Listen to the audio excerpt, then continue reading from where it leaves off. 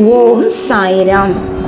எனதருமை பிள்ளையே, ஆபத்து வரும் முன் பயந்தால் அது முன்னெச்சரிக்கையாகும்.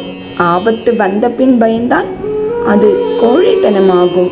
உண்மையில் கஷ்டங்கள் ஒன்றும் செய்வதில்லை. அது கற்றுத்தரும் பாடத்தை சரியாக புரிந்து கொண்டு வாழ்வில் பயன்படுத்துவதில்லை.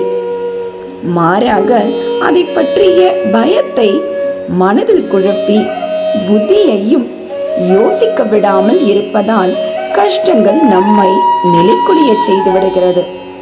எது நடக்கிறதோ நடக்கட்டும், ஒரு கை பார்த்து விடலாம் என்று தைரியமாக முன்னேறி சென்று பார்.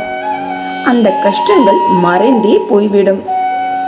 ஏனெனில் நான் தான் உன்னுடன் இருக்கின்றேனே. இந்த கஷ்டங்கள் உன் பயத்தை போக்கி உன் மன வலிமையை அதிகரிக்கவே இத்துன்பங்கள் உன்னில் எட்டி பார்க்கின்றன. மேலும் அதை அனுமதித்ததே நான் தான்.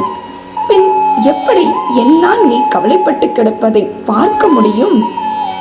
எழுந்திரு. உன் குடும்பத்தை நீதான் கட்டி காப்பாற்ற வேண்டும். இனி உன் பொறுப்புகள் அதிகரிக்கும். அனைத்தையும் பொறுப்பேற்றுக்கொள். நீ தயாராக இரு.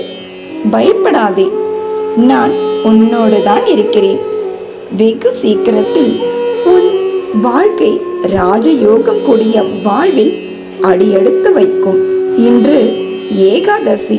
இந்த வாக்கு எம்பெருமானின் சத்திய வாக்காகும்.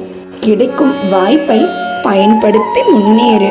இப்படி நடந்து விடுமோ என்று பயப்படும் பெரும்பாலான விஷயங்கள் வாழ்க்கையில் நடப்பதில்லை. பயந்து நேரத்தை வீணடிக்காதே. இப்போது செய்து கொண்டிருக்கும் வேளையில் முழு கவனத்துடன் முழு அர்ப்பணிப்புடன் செய்தால் பெரும் வெற்றி கிட்டும்.